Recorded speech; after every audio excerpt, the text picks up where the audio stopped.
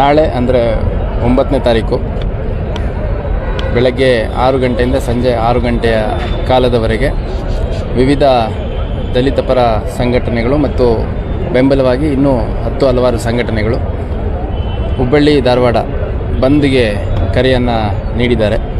ಅದರ ಹಿನ್ನೆಲೆಯಲ್ಲಿ ಹುಬ್ಬಳ್ಳಿಯಲ್ಲಿ ಮತ್ತು ಧಾರವಾಡದಲ್ಲಿ ನಮ್ಮ ಅಧಿಕಾರಿ ಸಿಬ್ಬಂದಿಗಳ ಒಂದು ರೋಲ್ ಕಾಲನ್ನು ನಾವು ತೊಗೊಂಡ್ಬಿಟ್ಟು ಇವತ್ತು ರಾತ್ರಿಯಿಂದನೇ ಡಿಪ್ಲಾಯ್ಮೆಂಟ್ ಮಾಡುವಂಥ ಕೆಲಸವನ್ನು ಮಾಡ್ತಾಯಿದ್ದೇವೆ. ಯಾಕೆಂದರೆ ಇವತ್ತು ರಾತ್ರಿಯಿಂದನೇ ಯಾಕೆ ಅಂತಂದರೆ ಈ ಥರ ಬಂದ್ ಕರೆ ನೀಡಿದಂಥ ಸಂದರ್ಭದಲ್ಲಿ ಅರ್ಲಿ ಮಾರ್ನಿಂಗ್ ಅಥವಾ ಪ್ರೀವಿಯಸ್ ನೈಟ್ ಏನಾದರೂ ಸಣ್ಣ ಪುಟ್ಟ ಅಹಿತಕರ ಘಟನೆಗಳು ಆಗುವಂಥ ಸಾಧ್ಯತೆ ಇರೋದ್ರ ಹಿನ್ನೆಲೆಯಲ್ಲಿ ಡಿಪ್ಲಾಯ್ಮೆಂಟ್ ಮಾಡಲಾಗ್ತಾ ಇದೆ. ಮತ್ತು ಯಾವ್ಯಾವ ಸಂಘಟನೆಗಳು ಯಾವ್ಯಾವ ವ್ಯಕ್ತಿಗಳ ನೇತೃತ್ವದಲ್ಲಿ ಯಾವ್ಯಾವ ಜಾಗದಲ್ಲಿ ಪ್ರತಿಭಟನೆಗೆ ಮುಂದಾಗಿದ್ದಾವೆ ಅನ್ನುವಂಥದ್ದು ನಾವು ಈಗಾಗಲೇ ಮಾಹಿತಿಯನ್ನು ಕಲೆ ಹಾಕಿದ್ದೇವೆ. ಹುಬ್ಬಳ್ಳಿಯಲ್ಲಿ ಮತ್ತು ಧಾರವಾಡ ಎರಡೂ ಸ್ಥಳಗಳಲ್ಲಿ ಪ್ರತ್ಯೇಕವಾಗಿ ಯಾರು ಈ ಒಂದು ಕರೆಯನ್ನು ನೀಡಿದ್ದಾರೆ ಅವ್ರಗಳ ಜೊತೆ ನಮ್ಮ ಎಲ್ಲ ಠಾಣಾ ಮಟ್ಟದ ಅಧಿಕಾರಿಗಳು ಸಭೆಯನ್ನು ನಡೆಸಿದ್ದಾರೆ. ಮತ್ತು ನಾನು ಕೂಡ ಒಂದು ಸಭೆಯನ್ನು ಪ್ರತ್ಯೇಕವಾಗಿ ಹುಬ್ಬಳ್ಳಿ ಮತ್ತು ಧಾರವಾಡದಲ್ಲಿ ಮಾಡಲಿದ್ದೇನೆ.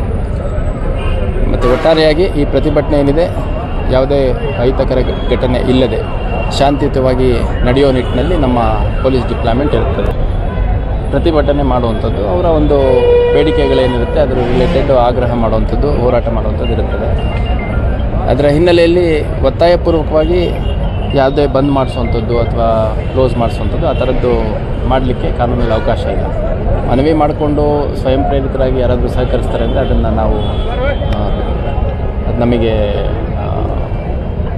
ಡಿಪ್ಲಾಯ್ಮೆಂಟ್ ಮಾಡಿರ್ತೀವಿ, ಬಂದೋಬಸ್ತನ್ನು ಮಾಡಿ. ಲೋಕಾರೂಢಿಯಾಗಿ ಬಂದಿರುವಂಥದ್ದು ಬಂದ್ ಕರೆ ಅಂತ ಇವಾಗ ನಾವೆಲ್ಲ ಕೇಳಿದ್ದೀವಿ. ಕರ್ನಾಟಕ ಬಂದು, ಭಾರತ್ ಬಂದು, ಅಥವಾ ಯಾವುದೋ ಒಂದು ಹುಬ್ಬಳ್ಳಿ ಬಂದು, ಧಾರವಾಡ ಬಂದು, ಅದು ಒಂದು ಲೋಕಾರೂಢಿಯಾಗಿರುವಂಥ ಮಾತು. ಒಂದು ವಿಷಯ ಆಧಾರಿತವಾಗಿ ಪ್ರತಿಭಟನೆ ಮಾಡುವಂಥದ್ದು, ಆ ಪ್ರತಿಭಟನೆಗೆ ಎಲ್ಲರ ಬೆಂಬಲವನ್ನು ಪಡ್ಕೊಂಡು ಸಹಕಾರವನ್ನು ಬೇಡುವಂಥದ್ದು ಪ್ರತಿಭಟನಾಕಾರರು ಅಥವಾ ಈ ಒಂದು ಪ್ರತಿಭಟನೆ ಆಯೋಜಕರು ಯಾರಿರ್ತಾರೆ ಅವರು ಮಾಡುವಂಥ ಒಂದು ಕೆಲಸ.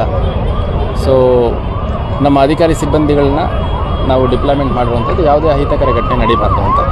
ಯಾರು ಈ ಒಂದು ಬಂದ್ಗೆ ಕರೆ ನೀಡಿದ್ದಾರೆ ಅವ್ರ ಜೊತೆ ಕೂಡ ನಾವು ಮಾತನಾಡಿ ನಿಯಮಾವಳಿಗಳ ಪ್ರಕಾರ ಕಾನೂನಲ್ಲಿ ಏನು ಅವಕಾಶ ಇದೆ ಅನ್ನುವಂಥದ್ದು ಮನವರಿಕೆ ಮಾಡ್ಕೊಳ್ಳೋಂಥ ಕೆಲಸ.